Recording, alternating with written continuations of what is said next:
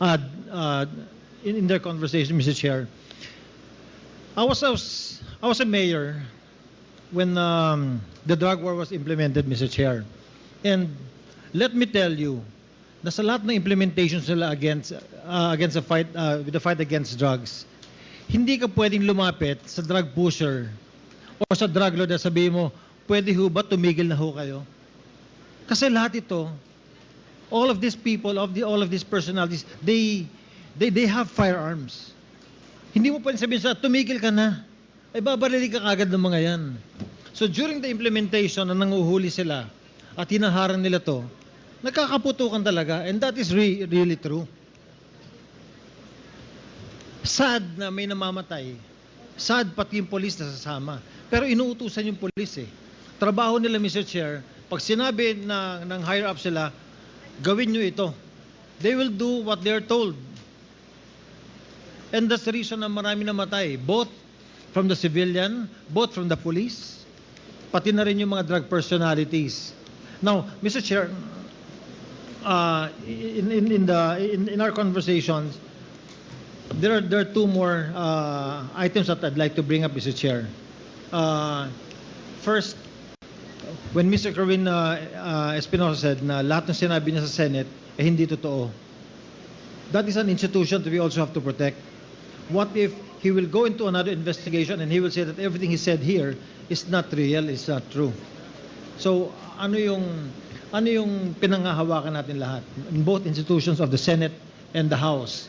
And second, it was Colonel Marcos who was head of the CIDG in Leyte at that time during the killing of the father of Kerwin Espinosa. And ang haba ng sinabi ni Kerwin, but we haven't heard yung side, Mr. Chair, ni Colonel Marcos kung ano yung masasabi ni Colonel Marcos regarding sa mga nangyari sa event ng pagkamatay ng father ni Kerwin Espinosa. So, Mr. Chair, will it be possible to hear aside from Colonel Marcos against sa sinabi ni Kerwin so that we can hear both sides? Yes, kanina earlier when Congressman Rog Gutierrez and other members were asking questions to Colonel Marcos, sinasagot naman ni Colonel Marcos yung patungkol doon sa kwento sa totoong nangyari doon sa loob ng kulungan sa Leyte. Bye-bye.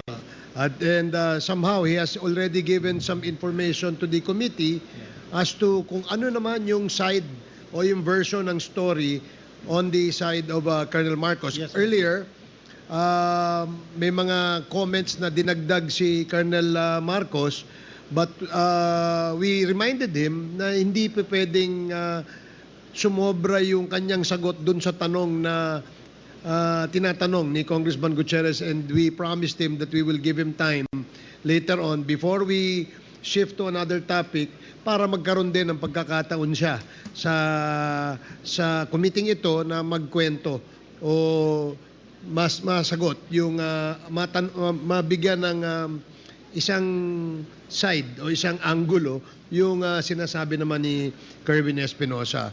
And we will give him that later, Your Honor.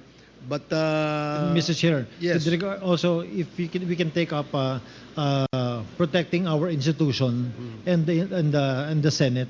I absolutely agree yes. with you, Congressman Gomez. In fact, paalala lang sa ating mga resource persons na naimbita, for the information na rin ng ating publiko, hindi naman po 101% pinaniniwalaan natin ng committee ito ang kanilang mga testimonya.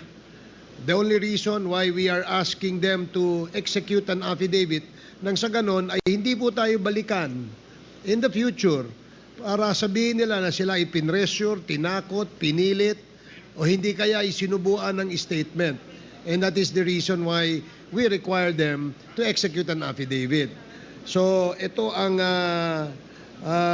gusto nating sabihin because we really want to protect the institution, both the Senate at itong lower house. Dahil po tayo dito sa Quadcom, ang ating layunin, wala naman iba kundi ipalabas ang katotohanan. Kung meron man pong lumalabas na mga personalidad o pangalang nababanggit, base sa mga testimonya o hindi kaya sa dokumentong isinasubmit sa atin, yan po ay tinitimbang natin. Nang sa ganoon, pag tayo'y gumawa ng committee report, lahat po ng side ng kwento ay kasama ho sa ating committee report. Yes, Mr. Chair. And lastly, with regards to the statement of PIDEA, I think it is inaccurate for him to say that the drug fight or the drug problem did not improve during the drug war. I can say that in my city, when I was mayor, nag-improve yung nag-improve yung situation namin during the drug war because yung police namin nagtrabaho talaga sila. As a matter of fact, during the course na marami silang hinuli, in less than 2 months, Mr. Chair, there are over 900 people who surrendered in front of my city hall when I was mayor. Why? Because natatakot ho sila na mamatay and they surrendered. And because of that, the drug problem in Ormoc City bumaba talaga. So, it is not accurate that the Director General said na hindi nag-improve ang situation. At least in my part, as mayor, and I can only speak for myself, nag-improve yung aming lugar. Yes. May we now ask PIDEA to categorically state, no, is this the opinion of the Director General only, or this is based on reports or facts that were gathered by the PIDEA when you said that it did not improve? Your Honor, Mr. Chairman, the question that was asked was that with the passing away of Mayor Espinosa, did it have any effect in Albuera? That's why my answer was that as far as Albuera is concerned, we neither have any indication whether it diminished or the drug campaign or the drug trafficking situation flourished. That was my answer, Your Honor. Okay. Does that satisfy Congressman Gomez? I'm good, Mr. Chair. Thank Okay. you. Thank you, DG. Thank you, DG. Thank you, Congressman Gomez. The next Doon sa area, na-find out nila doon sa logbook ng Baybay City Jail that the CCTV was under repair, sir. Nakasa logbook po yun, sir. Okay. Kaya po wala pong CCTV sa loob. Okay. Ngayon, Colonel Marcos, ilang pulis ang dapat humuli kay Mayor Espinosa? Ilang pulis ang pumasok doon sa selda? I believe, sir, 19 kami pero yung pumasok, sir, isang team lang. Nasa labas po kami. Yung Nandun iba. ka? Nandun Opo, ka? nandun po ako, sir. Ibig sabihin, ikaw ang leader. Yes, sir. Okay. I supervised the operation, sir. You did. 19 ang pulis, pero yung pumasok ilan? Around 7, sir. 7. Yes, sir. Kasi joint namin yung maritime group. Yung maritime group, sir, na kasama namin na nakipag-join doon sa operation, outside perimeter security lang sila, sir. At naka-full battle gear kayong lahat. We were armed with M16 and our service firearms, sir. Ayun. Oo. Opo. Full battle gear kayo, 7 kayo, pumasok kayo para arrestuhin ng isang tao. Sir. Opo, sir, pero hindi ako kasama Sapagkat sa pumasok, sir. Ang alam ninyo na merong tinatawag na agreement itong mga jail guards with the late mayor. Totoo ba yan? Yun po ang information, sir. Pero Kindly wrap hindi up. nyo, Sorry. hindi nyo inaresto yung jail guards. Bali, sir, nung in-implement namin yung search warrant at present po doon sa gate ng Baybay Provincial Jail, ayaw po kami yung papasukin. Ang ginawa ng jail guard, nagkunyari lang, sir, na bubuksan niya, sir, yung padlock, pero nung pinasok niya, sir, yung susi, binali niya. So there was an intent to not let us in. So we used a reasonable equipment, yung bolt cutter, para po putulin po yung kadena ng gate. So we were compelled to restrain them. Kaya po namin sila pina-face the wall, kaya po namin kinuha yung armas nila kasi we don't want anything to happen between us.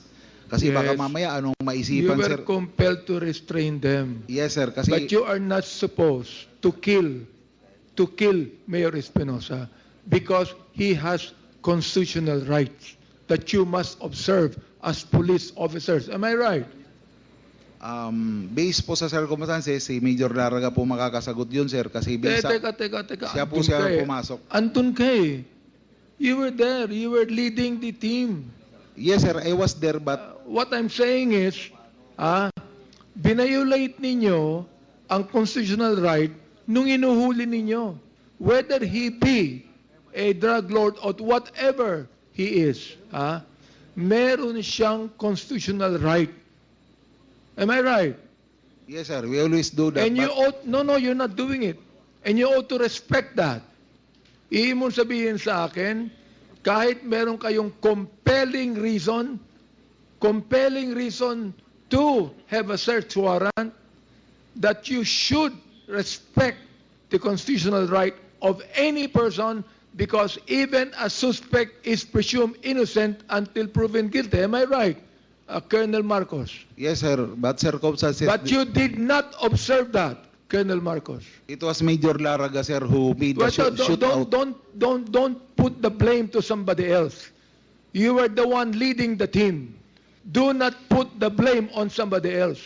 Ang Ibig mo sabihin, dahilan sa underclass mo si Major Lara, May- ipipinpoint mo that he is to blame for this? My clear instruction, sir, is to arrest Mayor Espinosa and Raul Yap. That was my clear instruction. So that's your clear instruction. Yes, so, sir. nung napatay itong si Mayor Espinosa, anong ginawa mo kay Major Lara? I asked him what happened, sir. Anong ginawa mo sa kanya? Tinanong ko siya, sir, bakit nagkabarilan sa loob? At tinanong mo lang, Ngayon, sabi niya, sir, Hindi mo- lumaban, may baril daw, sir, eh. hindi mo kinuha yung baril niya, hindi mo kinuha yung tsapa niya, o kaya naman, tinanggal mo siya sa posisyon. Hindi mo ginawa yon. Hindi mo ginawa yon. Hindi po, sir.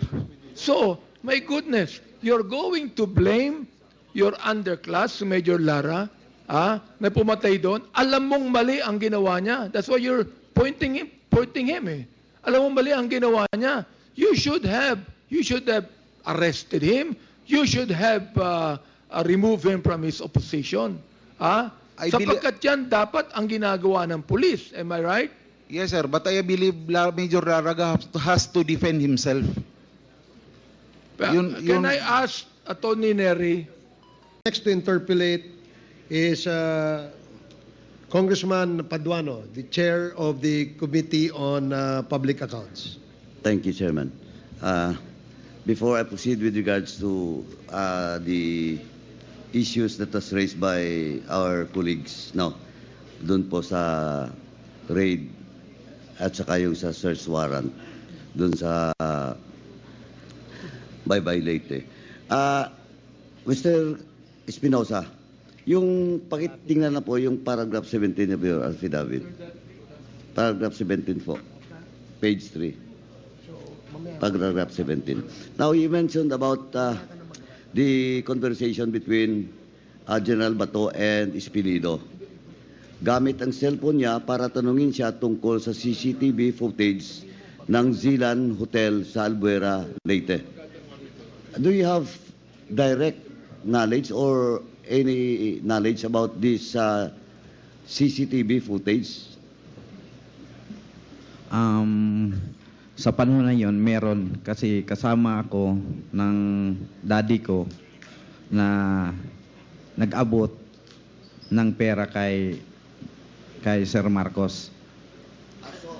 So yung CCTV na to, na footage, is all about the footage that was taken in that hotel when you give the money to Colonel Marcos. I'm not the one who give the money but ang papa ko ang nagbigay, nag-on hand sa kanya. Okay.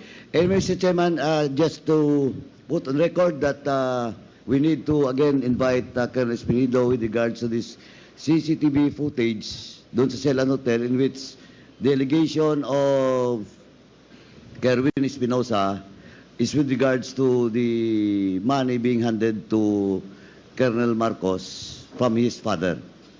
Tama? Yes po, Okay. Mr. Chair. Okay, now, Mr. Chairman, can we request the COMSEC to invite in the next hearing Colonel Espinido? Kailangan niya pong sagutin to. Next. Comsec, can you take note of the request of Congressman Paduano to invite Colonel Espinido? Next, dun po sa page 3, paragraph 16 to 20. This is all about the conversation between between Bato de la Rosa and Espinido, and at the same time, yung pag-uusap nyo ni former General Bato de la Rosa, now Senator Bato de la Rosa, you mentioned that during that conversation, your mother is present. Can you confirm it? Yes po, nandun po yung mama ko. Narinig At ba ang, hindi lang po ang mama ko, pati yung kapatid ko na isa. Who is the name of your brother, sister? Sister. Sister? Who is the... Mariel Espinosa. Mariel Espinosa. Salepa Eslabon Espinosa. Narinig po ba nila yung pinag-uusapan? Opo. Sigurado ka? Sigurado ako kasi nasa dito ako halimbawa, dito ako nakapwesto, ang higaan ko ay dyan lang sa first na upuan. So, ang kausap mo noon, si General Bato de la Rosa. Opo. Ang pinag-usapan niya tungkol doon sa CCTV at sa plano na idawit ang pangalan ni Peter Lim at ni Laila de Lima at yung kay Dayan na i-align yung mga date at lugar na babanggitin sa Senado. saan ngayon yung kapatid mo at saka nanay mo? Nasa probinsya po, Mr. Chair. Sa Albuera. Sa Albuera. Sa bahay nyo. Opo, Mr. Chair. Mr. Chairman, with that, may we request that we invite in the next hearing the mother of Kerwin Espinosa and his sister.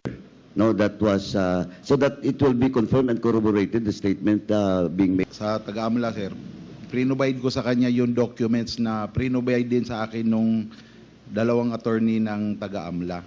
Yung scheme. Sandali po. Yung Documents coming from the AMLAC, Yes, dalawang attorney. Is it official and authenticated? hindi naman po, sir. O hindi dapat. So you should not mention in this committee those documents if it's not official.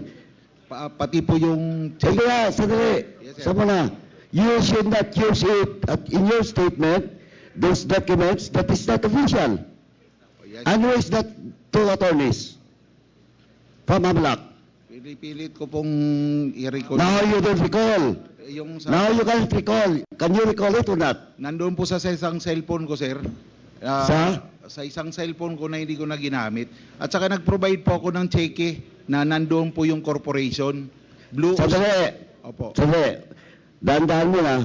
I'm just asking you about that 5.1 billion. And you tell this committee that your source is the two attorney or lawyer from the AMLAC. Now, I told you that is not an official document. Correct? It could be, hindi ba siya authenticated, sir? Oh, that's why you cannot use it. Dahan-dahan ka po. Dito sa committee nito. Second, you cannot anymore remember the two lawyers from AMLAC? Pardon, sir? Hindi mo na matandaan yung dalawang abogado? Pili ko nire-recall, pero sigurado ako, sir, nandun sa isang cellphone ko po yung How did you get that information? You talk to them? Personally? We were ongoing, sir, with the financial... Sandali. You talk to them, yes or no? Personally? Personally, sir. So you cannot remember the names? You talk to them personally, but you cannot remember the names? Even surname or family name? Eto I just want to warn you. Because we will produce the two lawyers. If you cannot name it in today's hearing, I will cite you in contempt for lying. Hindi ako Just want to warn you. Huwag mo kaming burahin dito, Colonel Marcos. Are you still with the CIDG? yes po, sir. Oh, General Torre, yung tao mo is telling a lie. Hindi si kumbinsido yung taga-AMLA sa knowledge namin pertaining to financial investigation on money laundering, nagpakandak po si General Ubusan ng seminar. Yun po. Doon ko na naman sila po na-meet uli. So nauna yung pagpunta nila sa Leyte. It was the first time that I met them kasi inutusan silang pumunta ng OTSO para mag-coordinate sa akin, may bigay ko yung mga impormasyon na kailangan nila. At the same time, sir, na-convince sila na yung mga chief ng CIDG hindi equipped pertaining to financial investigation. Mr. So, Chair. nagpakandak ko, sir, ng seminar. Mr. So Chair. you're with the indulgence of General Acop, Chairman Acop after me. Ito na lang po, is you're telling that the two lawyers you cannot mention is lying? Lying po. Lying. Because on record, there is a such thing as 5.1 billion. So they're lying, but still you cannot mention their name? It is the, sir, a Blue Oceanic Corporation Textile. No. What? Answer directly my question. Investigation, sir, ng IAS kasi nag-conduct sila ng investigation